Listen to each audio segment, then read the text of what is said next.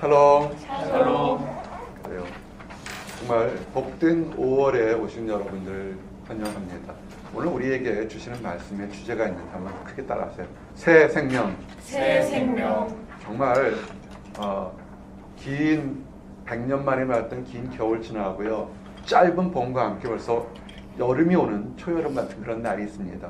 너무나 변화들이 많이 있어서 우리 안에 많은 것들이 있는데 우리 오늘 여러분들에게 무엇을 바라보고 어떻게 사는지에 대해서 정말 새로운 기쁨이 있기를 원합니다.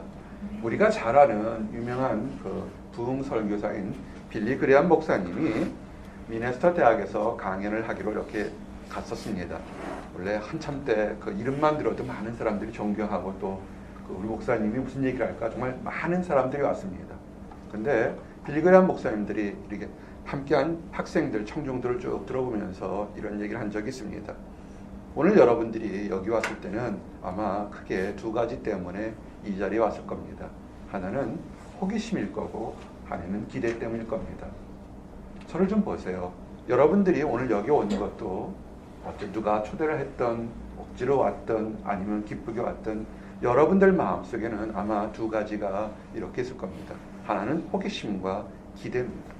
인생에 살면서 우리가 학문을 하는 것도 그렇고 우리가 다른 이성교제도 그렇고 사업을 하는 것도 그렇고 많은 장래된 호기심이 있고 선한 기대가 있습니다. 그런데 중요한 것은 뭐냐면 그것이 그 호기심이 많은 호기심이 두 가지 길을 간다는 겁니다. 하나는 생명의 길로 갈 수 있고 하나는 파멸의 길로 갈 수 있다는 겁니다. 그래서 여러분들이 그 불붙은 열정이 요만하든 이만하든 간에 여러분이 받는 그 호기심과 기대가 생명의 길로 갈 수 있기를 원합니다. 아멘. 오늘 그 얘기를 좀 증거하기를 원합니다. 많은 사람들이 이미 내가 어떻게 무엇을 해야 되었든 학문적인 호기심, 음악적인 호기심, 이성에 대한 호기심, 사업에 대한 호기심이 있습니다. 그 호기심이 좀 더 커져서 크게 CEO가 되거나 교수가 되거나 좋은 논문을 발표하거나 위대한 곳에 연주하는 그런 기대들이 있습니다. 그런데 항상 우리들의 생각과 세상에서 보는 생각과 결과가 만날 왔다 갔다 다를 때가 있습니다. 무엇이 여러분들이 투자하는 그 1분 1초가 생명의 길로 즐거움으로 행복하러 갈 수 있는지 한번 나눠보기를 원합니다. 어떤 사람이 있었습니다. 아주 추운 곳에 살아서 이 사람의 그 마음속의 기대는 뭐냐면 멋진 가죽 코트를 사서 많은 사람들에게 이렇게 좀 자랑하고 싶어하는 그런 것이 있었습니다. 가죽 코트를 사려고 가봤더니 너무 비싼 거예요. 그래가지고 자기가 들어오는 월급으로 가죽 코트를 사려면 정말 힘들었습니다. 그래서 저 가죽 코트를 사겠다는 그 기대 하나로 그가 아주 단호한 결심을 했습니다. 먹는 것도 줄일 수 있는 대로 최대한 줄였습니다. 옷도 낡은 것은 낡아도 계속 참고 있었고요. 그다음에 구두 같은 것도 혹시라도 하나 또 달아서 살면 뭐 할까봐 걸을 때도 조심조심해서 구두굽이 닳지 않도록 노력을 했습니다. 커피 한 잔 마실 것도 사서 먹는 것이 아니라 어떻게 하면 얻어먹을까 하고 돌아다니면서 준비를 했습니다. 정말 오랫동안 노력했더니 그 돈이 조금씩 모여서 나중에는 그 귀하고 비싼 코트를 살 수 있었습니다. 코트를 입고서 거울을 보니까 정말 멋있었습니다. 정말 그 어느 때보다 잘생긴 것 같고 그 어느 때보다 멋있어 보였습니다. 그렇겠죠. 멋진 코트였으니까요. 그 멋진 코트를 갖고 친구들에게 자랑하려고 딱 나가는데 불사 코트가 너무 멋있다 보니까 강도를 만났습니다. 그래서 엄청 맞고 코트를 다 뺏겼습니다. 우리 인생에서 가끔 이렇게 생각지 않은 좌절과 낙심이 올 때가 많습니다. 그 사람의 열심히 했던 그 호기심과 기대가 최선의 노력을 다했지만 사실은 안타까운 결과로 나올 때가 참 많습니다. 최근에 우리 신문의 방송에 들어볼 때 정말 미국에서 보게 되면 이 벌티모어에서 경찰과 한 용의자가 체포되는 가운데서 지금 아직 규명하지 못한 안타까운 일이었는데 그 불통이 엉뚱하게도 한인들 가게로 터져서 한인들이 짧게는 10년, 길게는 30년 동안 일궈놨던 모든 사업체가 하루아침에 날아간 것을 보게 됩니다. 최근에 아주 반전을 일어나면서 본 기사 중에서 경찰들이 숨겨오고 싶었던 부분과 그 주장했던 부분 중에서 한 개인의 사업체의 감시 카메라에 있었던 것이 문제가 되어서 지금 했는데 그 사업체가 한인들이 하는 사업체였습니다. 근데 문제는 요번에 그 폭동 때 그 가게가 홀라당 다 털렸습니다. 근데 기사를 익히 보다가 가슴이 뭉클하면서 아팠던 게 뭐냐면 그 사람도 그 작은 사업의 컨비니언스 스토어 가게 주인들도 지금 혹시라도 여러분들 같이 생화학자로서 10년간 연구하고 공부했던 사람입니다. 그러다가 아마 있어서 무슨 뜻인지 모르겠지만 작년에 가게를 내서 빚을 내서 가게를 하면서 아메리칸 드림을 노력하려는데 그 모든 것이 다 털려버렸던 겁니다. 이미 빚을 내서 가게를 시작하기 때문에 다시 보험료를 더 얹어가지고 시작하기에는 난감한 그런 일들이 있습니다. 우리 삶에 때로는 우리가 열심히 노력하지만 전혀 엉뚱한 일들을 닥칠 때가 많은 것을 보게 됩니다. 신명기의 30장 15절 16절에 세상 사람들은 내가 노력하면 뭐가 축복이 행복이 있을 거라 보지만 세상이라는 것은 인생의 축복과 행복은 사람들의 노력하는 것이 아니라 하나님 손에 달렸다고 이렇게 얘기가 증거되고 있습니다. 신명기 30장 15절 16절 보라 내가 오늘 생명과 복과 사망과 화를 네 앞에 두었나니 곧 내가 오늘 내게 명령하여 네 하나님 여호와를 사랑하고 그 모든 길로 행하며 그의 명령과 규례와 법도를 지키라 하는 것이라. 그리하면 네가 생존하며 번성할 것이요 또 네 하나님 여호와께서 네가 가서 차지할 땅에서 네게 복을 주실 것이니라. 아멘. 하나님을 믿는 사람에게 하나님이 생명과 축복을 주장하고 있다 그러면 그냥 기쁘게 아멘 합니다. 그저 많은 사람들 경우에 지구상에 아마 3분의 2 이상 사람들은 하나님을 알지 못하기 때문에 이 이야기에 대해서 굉장히 거부감을 느끼거나 또는 나는 그렇게 생각하지 않는다 할 사람도 있습니다. 그래서 성경에서 나온 한 사람의 인물을 좀 여러분에게 증거하기를 원합니다. 성경에는 많은 위대한 인물들이 나오는데 그 중에 다윗이라는 사람이 나옵니다. 다윗은 하나님께서 다윗을 보고 뭐라 하냐면 내 마음에 합한 사람, 정말 굉장한 칭찬했죠. 내 마음이 기쁘게 할 만큼 좋은 친구라고 그랬습니다. 근데 그 다윗이 정말 늘 일평생 동안 즐겁고 행복한 삶만 살았을까요? 그렇지 않습니다. 다윗의 삶은 정말 영화로 만들어도 정말 흥미진진할 정도로 위기와 좌절과 낙심과 배신 속에서 살았던 정말 그렇게 처절한 힘든 인생을 살았습니다. 그 힘든 인생을 살았을 때 그렇지만 그 다윗이 자기 인생을 돌아보면서 낙심하고 좌절하지 않고 그가 기쁨을 가졌던 것이 뭐냐면 세상을 사람들 올 때 내일 어떻게 되는 그 큐리어시티, 호기심과 호프, 기대를 세상을 보지 않고 사람을 보지 않고 하나님을 봤다는 것입니다. 그가 좌절과 낙심을 이길 수 있던 계기가 됐습니다. 그가 이렇게 고백을 합니다.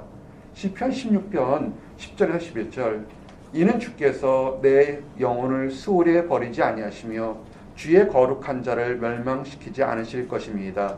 주께서 생명의 길을 내게 보이시리니 주의 앞에는 충만한 깊이 있고 주의 오른쪽에는 영원한 즐거움이 있나이다. 아멘. 여러분, 사랑하는 성도 여러분, 정말 선택받아서 이 보스턴에 유학 온 여러분들의 인생의 기쁨을 뭐로 보십니까? 학위로 보십니까? 위대한 논문으로 보십니까? 연구업적으로 보십니까? 그것들도 작은 기쁨이 될 수 있습니다.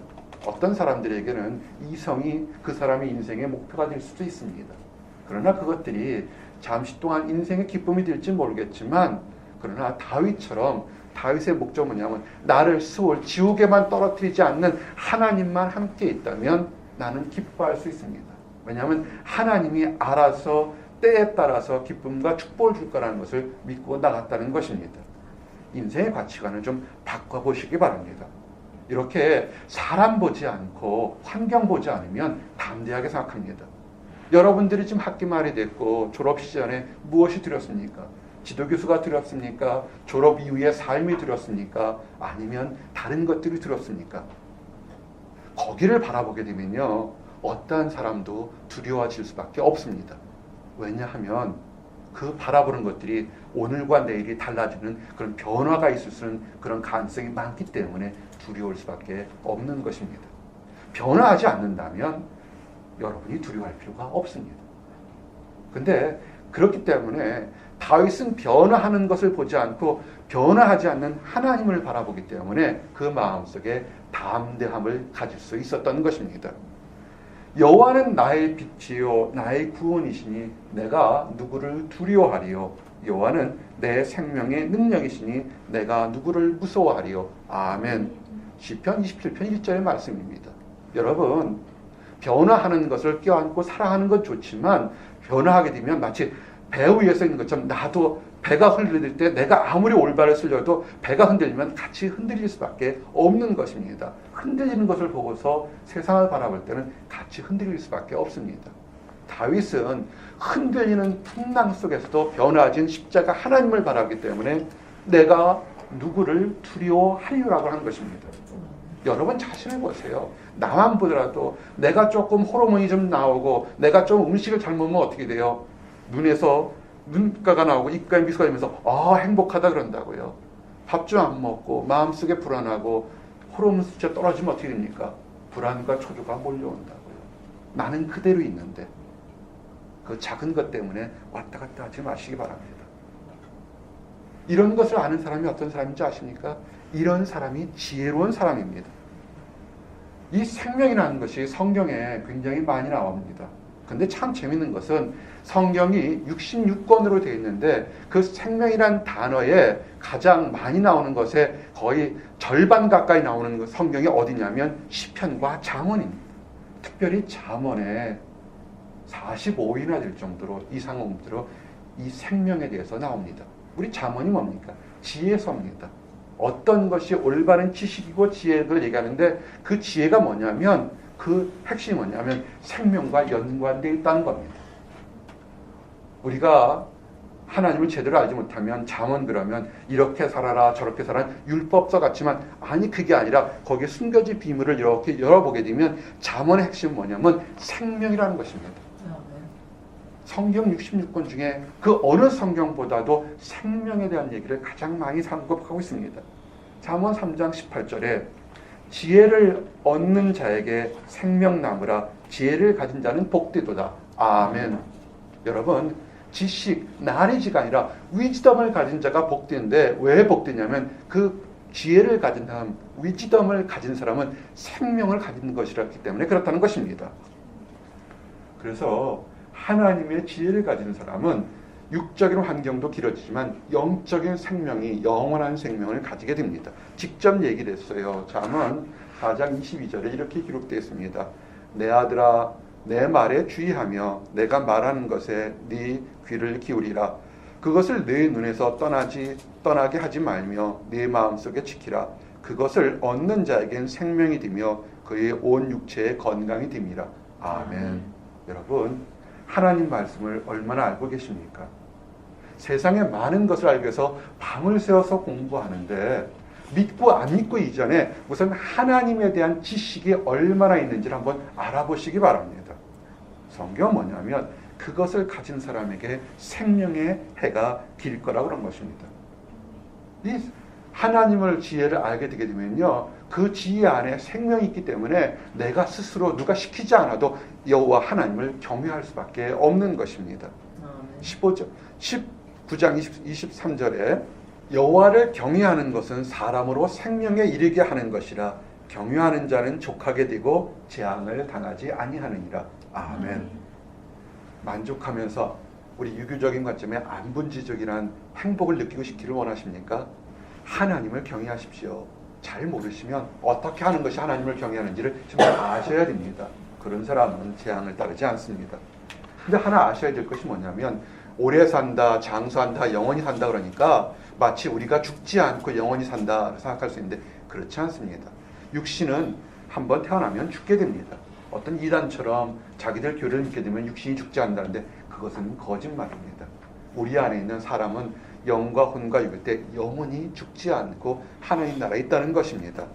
예수님께서 직접 그렇게 얘기하는 사람, 이 집단의 믿음을 믿으면 안 죽는다는 것을 그런 거짓말을 뭐냐면 예수님께 직접 뭐라고 하냐면 살리는 것은 영이니 육은 무익하니라. 내가 너에게 이른 말은 영이요 생명이라. 아멘. 요한복음 6장 63절 무엇이 산다고요? 여러분 안에 영이 산다고 그랬습니다. 영이 산다는 게 뭡니까? 행복하고 즐겁고 하나님의 능력을 누리겠다는 것입니다. 요한복음에서도 늘 사랑을 얘기한 요한복음에서도 생명에 대한 얘기가 16회 언급될 정도로 이 생명에 대해서 우리가 생명에 대해서 요한복음은 집중적으로 가르치고 있습니다. 이 집중적으로 생명에 대한 얘기를 알게 되면 태초에 있던 말씀이 무엇인지 이것을 얘기를 하셔야 됩니다. 요한복음 1장 1절에 보니까 이렇게 돼 있어요. 태초에 말씀이 계시니라. 이 말씀이 하나님과 함께 계셨으니 이 말씀은 곧 하나님이시니라. 그가 태초에 하나님과 함께 계셨고 만물이 그로 말미암아 지은 바 되었으니 지은 것이 하나도 그가 없이는 된 것이 없느니라. 그 안에 생명이 있었으니 이 생명은 사람들의 빛이라. 빛이 어둠에 빛이 어둠이 깨닫지 못하더라. 아멘. 뭡니까? 태초부터 하나님의 말씀이 계셨고 그 말씀이 빛이 됐는데 사람들에게 왔는데 그것을 깨닫지 못한다는 것입니다. 그래서 생명이 어디 있어요? 하나님 말씀에 있는데 깨닫는 사람에게는 생명이 있는데 상당수 많은 사람들이 깨닫지 못한다는 거예요. 그래서 생명을 얻기 위해서 즐거움을 얻기 위해서 영원히 살기 위해서 어디로 갑니까? 술 먹으러 가고요. 등산을 가기로 하고요. 운동을 하거나 다른 것을 뭔가 내가 육신이 펄펄 끓어서 마음의 즐거움에 엔돌핀이 나오면 내가 참 생명, 즐거운 생명이 있을 거라고 생각합니다. 맞아요. 이 작은 목자도 대학 다닐 때는 산악도에 있어서 산을 정말 많이 다녔습니다. 정말 산을 갔다 오게 되면 정말 기분이 좋아져요. 근데 문제는 산에 갔다 올 때는 좋은데 그것이 일정 시간 뒤면 다시 사라진다는 겁니다. 왜냐하면 내 안에서 살아 움직이는 생명의 힘이 없기 때문에 외부에서 있는 것은 한계가 있다는 것을 발견하게 된 겁니다.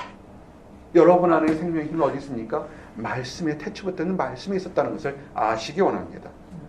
근데 상당수의 많은 사람들이 그 말씀이라는 것이 잘 보이지 않으니까 빛의 모습으로 우리에게 왔지만 알지를 못하는 것입니다. 근데 그 빛으로 오신 모습이 누구십니까? 예수님입니다. 그래서 예수님께서 얘기하시죠. 사람들이 태초부터 했던 것이 너무 크고 깨닫지 못하니까 이젠 우리가 눈으로 보고 만지고 이해할 수 있는 육신의 모습으로 왔는데 그것도 깨닫지 못하니까 예수님께서 직접 얘기합니다. 예수께서 이르시되 나는 부활이요 생명이니 나를 믿는 자는 죽어도 살겠고 무릇 살아서 나를 믿는 자는 영원히 죽지 아니하리니 이것을 내가 믿느냐. 아멘. 요한복음 11장 25절. 그 생명의 진수가 에센스가 인간의 모습을 와서 사람들에게 묻는 겁니다. 네가 믿느냐는 것입니다.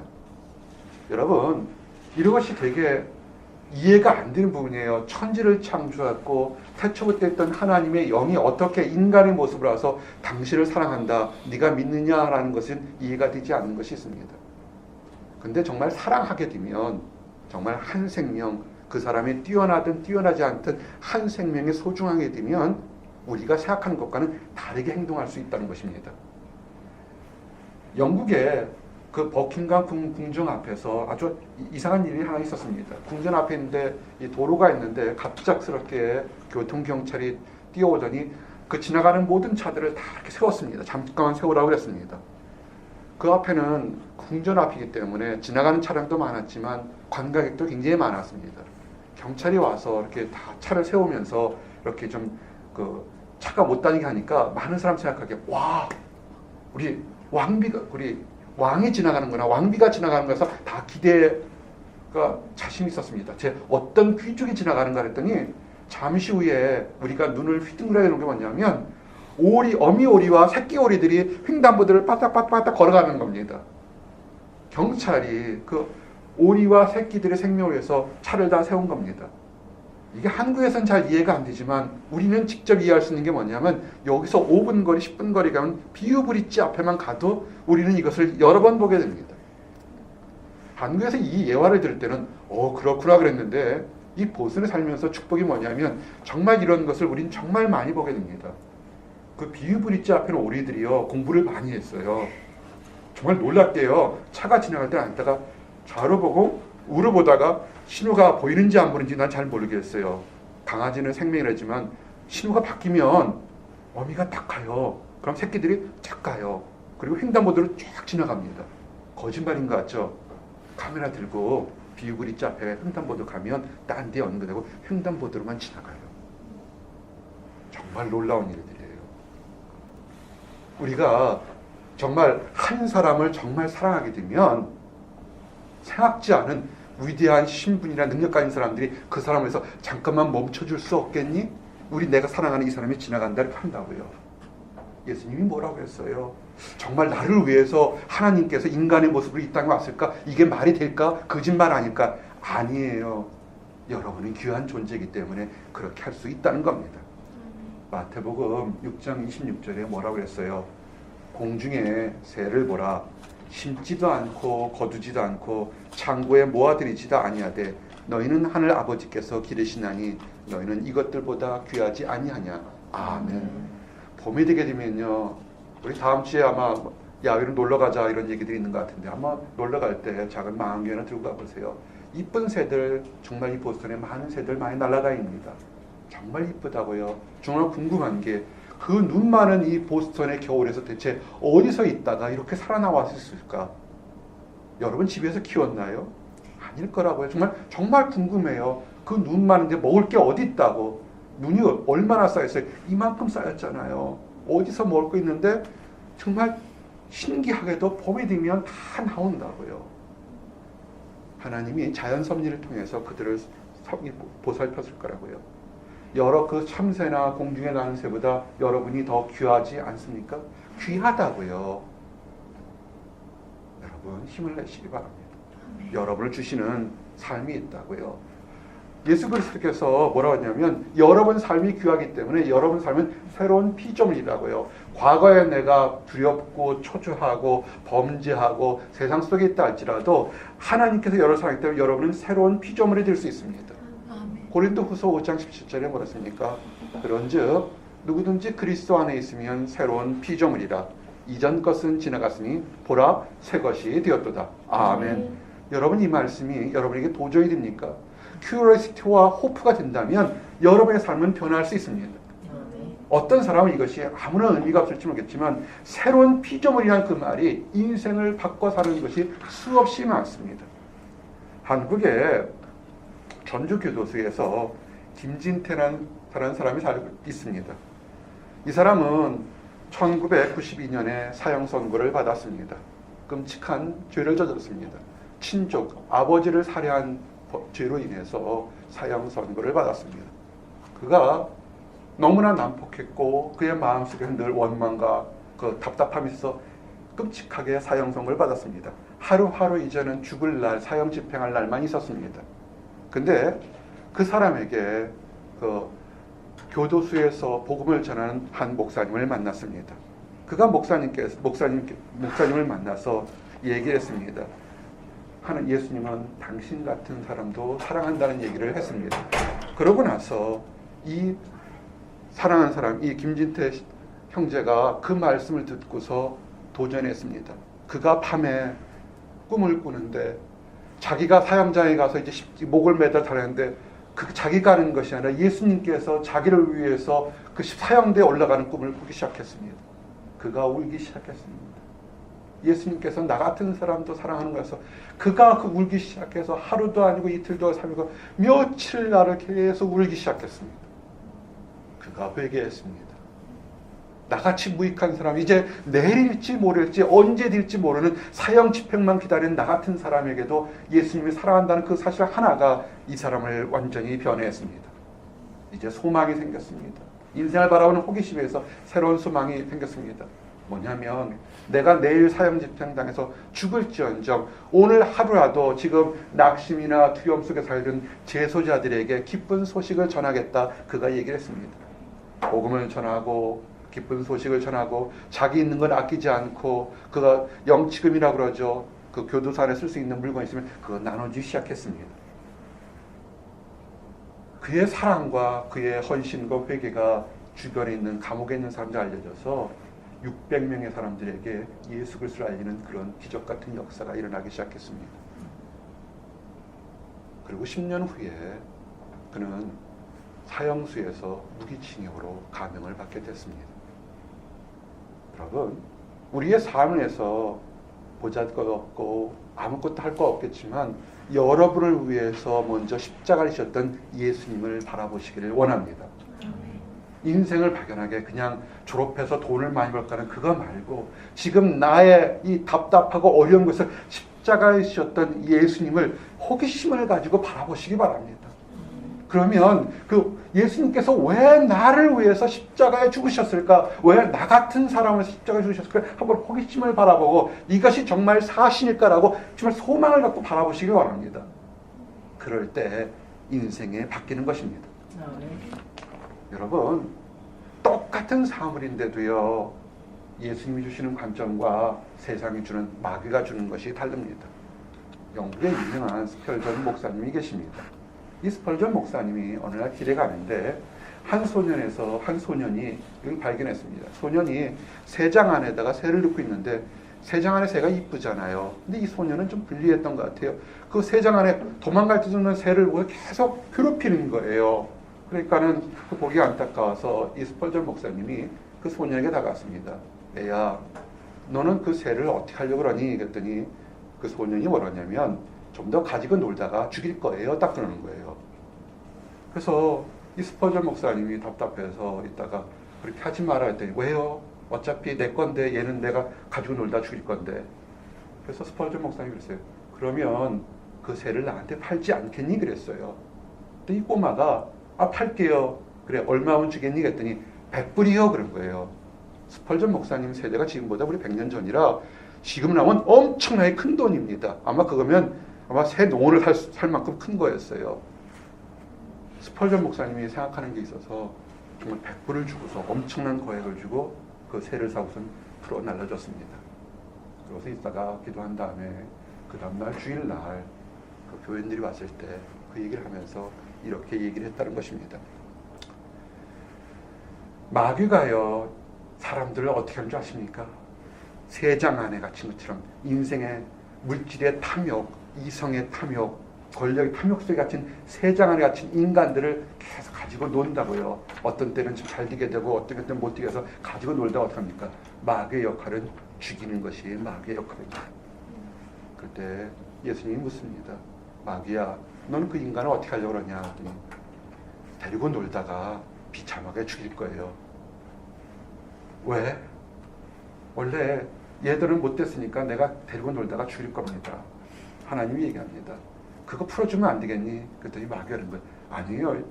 얘는 벌벌 놓지만 그래도 만약에 이걸 사시려면 예수님의 피와 살을 좀 달라고. 그래서 예수님께서 어떻게 했습니까?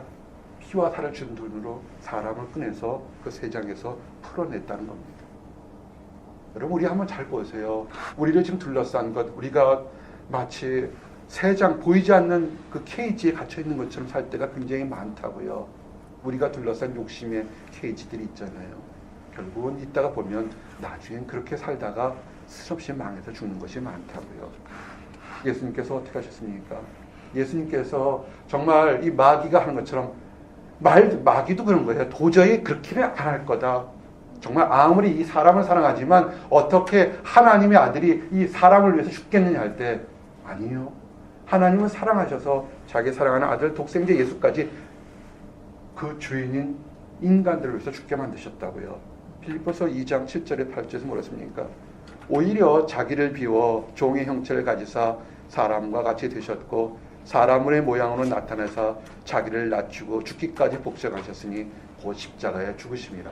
아멘. 예수님께서 하나님과 동등된 같은 그 본체인데 어떻게 하세요? 가장 낮은 모습으로 와서 우리를 위해서 대신 죽으셨다고요. 그래서 죽으신 예수님께서 얘기를 한 거예요. 이제는 뭐냐면 내가 너를 사랑한다.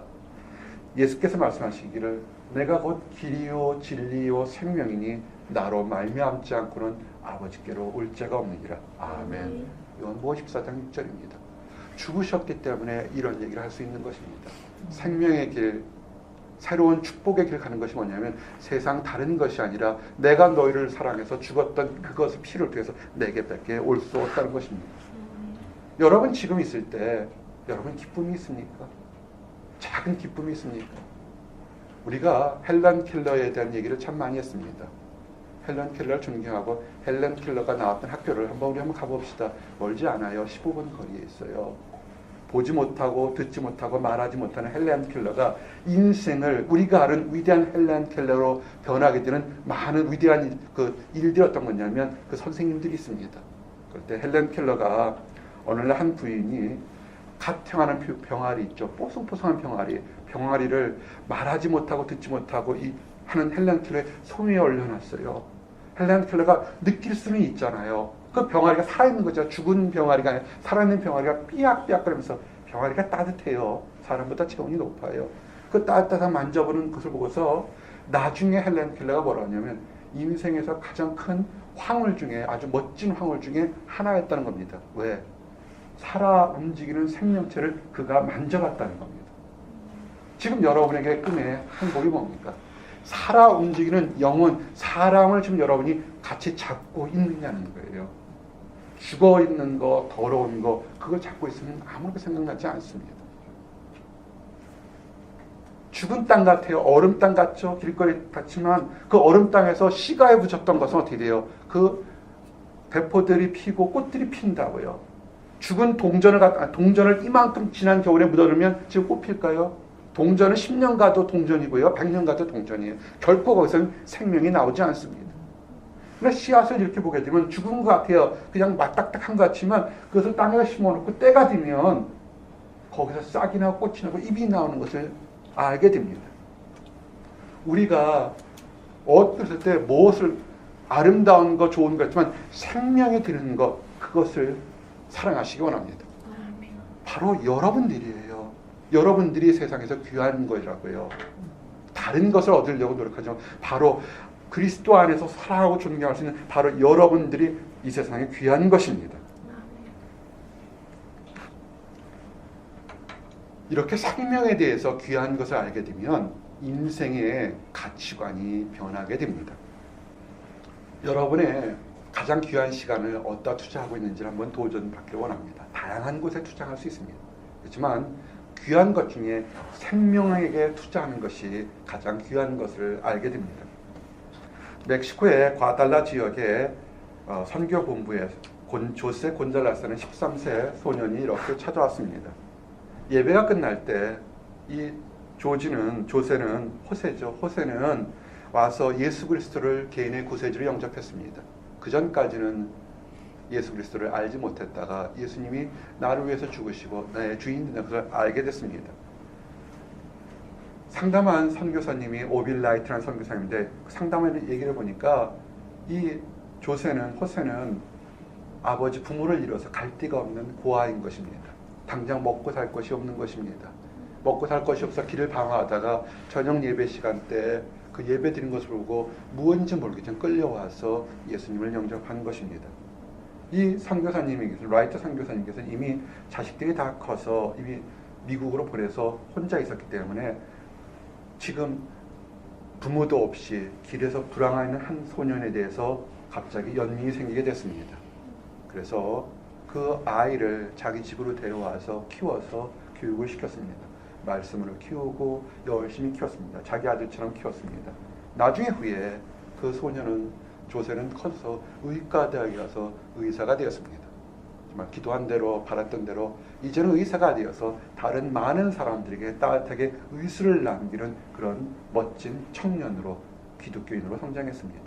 이 라이트 선교사님은 인생에 멋진 투자를 한 것입니다. 그가 다른 많은 것을 투자할 것보다 한 생명, 어떻게 될지 모르지만 천하보다 귀하다는 한 생명에 투자해서 그가 의사가 됐습니다. 이 라이트 선교사님의 축복에는 변호사도 나오고 목사도 나오고 기술사도 나오고 많은 다양한 직업들이 있습니다. 청년 목회하는 이 작은 목자에게는 굉장히 행복이 뭔지 아십니까? 다른 교회 목회 같은 경우는 일정 기간 되면 교회가 건물을 짓거나 커지게 됩니다. 그것을 성장이라 합니다. 그것도 훌륭한 일이겠죠. 하지만 청년 목회를 하게 되면 때가 되면 졸업하고 떠나서 늘 새롭게 되게 됩니다. 하지만 그 청년들 한 사람 한 사람의 비전을 보게 돼서 5년 후, 10년 후, 20년 후에 이 사회에 멋진 그런 위대한 사람들이 됐다고 생각하면 그것처럼 큰 기쁨이 없을 거라고 봅니다. 여러분 삶에서 지금 많은 것들이 바쁠 겁니다. 학문도 바쁘고 해야 될 것도 바쁘고 어련한 장벽도 있을 겁니다. 그러나 투자할 것이 뭐냐면 생명을 향해서 가장 귀한 곳에 투자하시기 바랍니다. 그럴 때 그것이 축복인 것입니다. 예수님께서 뭐라고 그랬냐면, 왜 도둑이, 요한복음 10장 10절에 도둑이 오는 것은 도둑질하고 죽이고 멸망시키는 것뿐이요 내가 온 것은 양으로 생명을 얻게 하고 더 풍성히 얻게 하는 것이라. 아멘. 여러분의 인생에서 영혼을 투자하는 것에서 예수님에 대한 것도 투자하시기 바랍니다. 예수님은 여러분의 영혼을 풍성하게 하려는 것입니다. 그래서 이제 귀 있는 자는 들으라는 것처럼 귀 있는 들으라, 성령의 교회들에게 하시는 말씀을 들을지어다. 이기는 그에게 내가 하나님의 낙원에 있는 생명나무의 열매를 주어 먹게 하리라. 아멘. 계시록 2장 7절 말씀입니다. 듣고 영혼에 대해서 투자하시기 원합니다. 이제 마지막으로, 이제 여러분들을 생명수 샘으로 인도하는 그런 따뜻한 말 한마디를 여러분이 듣고 주변 사람들에게 나누기를 원합니다.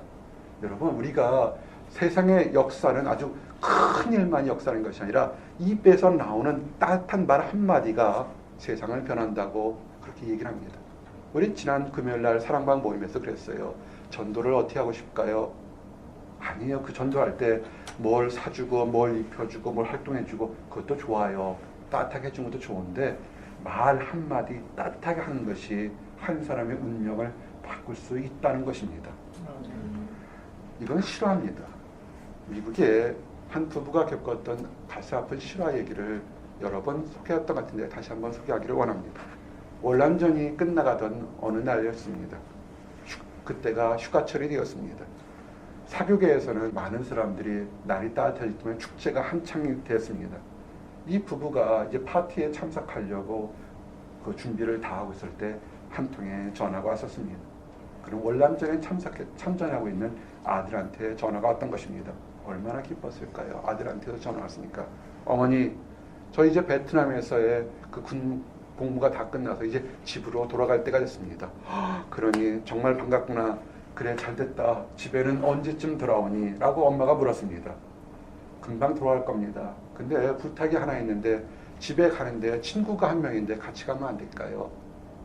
그래, 월남전에서 같이 그 근무하고 싸웠다니까 귀한 친구겠구나. 그럼 집으로 와서 같이 있으렴 그랬어요. 근데 그 친구가 잠깐이 아니라 좀 오래 머물 것 같은데요. 글쎄, 어머니가 갑자기 대답이 약해졌습니다.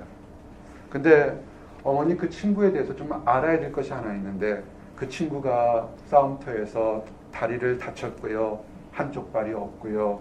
얼굴도 심하게 다쳤는데 그래도 그런 친구를 좀 집에 데려가도 되겠습니까? 라고 했어요. 그리고 눈과 귀도 한쪽도 없어요. 라고 했습니다. 어머니가 그 말을 듣고서는 사교계에 가겠다는 마음이 있어서 마음이 좀 언짢았습니다. 쉴 곳이 필요하다면 우리 집에 잠시 동안 오겠지만 그렇지만 그렇게 오랫동안 머물 것은 좀 그렇겠다. 아들이 다시 한번 묻습니다. 그 아들이 잠깐 머무는 게 아니라 좀 오랫동안 머물 것인데요. 그랬더니 애야, 그 친구들은 다음에 얘기하고 너는 빨리 우리들 와서 이제 휴가철이 됐고 사귀니까 우리들과 함께 즐거운 시간을 보내자. 그러고 얘기해서 아들은 전화를 끊었습니다. 그날 밤 부부는 아주 멋지게 파티를 했습니다. 집으로 돌아왔을 때 그 캘리포니아에 그 마을이 있었는데 그 경찰이 전화가 왔습니다. 경찰서로 좀 와주셔야겠습니다. 라고 해봤습니다. 그 부부가 파티를 끝났다가 경찰서장이 전화 왔으니까 그 전화를 듣고 다시 경찰서로 갔습니다. 경찰서는 이렇게 합니다. 오늘 길에서 한 젊은이를 발견했습니다. 두 다리와 한쪽 팔이 없고 얼굴이 심하게 손상되었고 눈과 귀도 한쪽도 없었는데 자신의 총에 총을 쏴서 자살을 했습니다. 알고 보니까 당신의 아들인 것 같습니다. 확인해 보시겠습니까? 그랬습니다. 아들은 자신이 없고 낙심해서 자기 어머니에게 이와 같이 불구가 든 나도 집에 돌아갈 수 있을까요? 그랬는데 어머니는 잠시 동안 다른 생각 때문에 좀 따뜻한 얘기를 하지 못했습니다. 우리가 이런 실수들을 할 수가 있는 것입니다. 아마 그걸 다들 알았다면 어느 어머니가 쫓아냈겠어요. 그죠? 근데 우리가 있을 때 너무 바빠서 나의 학업 문제나 연구 문제, 이성을 사귀는 문제, 건강 문제, 물질 문제, 자녀 문제 너무 바빠서 사실은 옆에 더 힘들어하는 사람이 바로 옆에 있는데 다음에 하면 안 될까? 좀 이따 하면 안 될까? 이렇게 얘기할 수 있다는 겁니다. 어쩌면 그 사람에게 지금 내가 하나님이 당신을 사랑한다, 당신을 사랑한다고 얘기를 해주면 좋았을 것인데 그 다음이란 말이 상처받은 한 영혼이 극단적인 선택을 했던 그런 슬픈 일인 것입니다. 요한계시록 7장 17절에 이렇게 되어 있어요. 상처받은 영혼이 있습니까? 이는 보좌 가운데 계신 어린 양이 그들의 목자가 되사 생명수 샘으로 인도하시고 하나님께서 그들의 눈에서 모든 눈물을 씻어 주실 것입니다. 아멘. 세상의 다른 것으로 그 상처받은 영혼을 씻지 못합니다. 생명샘에서 나오는 하나님의 능력만이 그 사람을 씻어줄 수 있습니다. 혹시 우리 주변에 힘들고 연약한 사람이 있습니까? 그 사람에게 하나님이 그 사람을 사랑한다고 알려주시길 원합니다. 기도하겠습니다. 하나님 감사합니다. 우리에게 새로운 생명을 주심을 감사합니다. 정말 말할 수 없는 부끄러운 환경에 있었던 우리들을 예수 그리스도의 보혈의 공로로 새로운 생명을 갖게 하심을 인하여 감사합니다. 아버지, 낮춰져서 이 땅에 오셔서 십자가에 죽으시기까지 우리를 사랑하시고 우리에게 새로운 생명의 길을 주심을 인하여 감사합니다. 이로 인해서 새로운 비전과 용기를 갖게 하심을 인하여 감사합니다. 아버지, 우리 안에 큰 기쁨이 있게 하심을 인하여 감사합니다.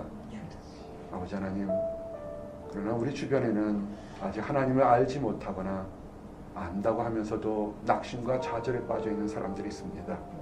새로운 생명, 새로운 소망이 있는 길을 그들에게 알려줄 수 있도록 인도하여 주시옵소서. 아버지, 하실 수 있으면 우리들을 들어 사용하셔서 그들에게 따뜻한 사랑의 말을 전할 수 있도록 허락해 주시옵소서. 그래서 그 모든 사람들도 새로운 소망으로 기쁨으로 살 수 있도록 허락해 주시옵소서. 감사합니다.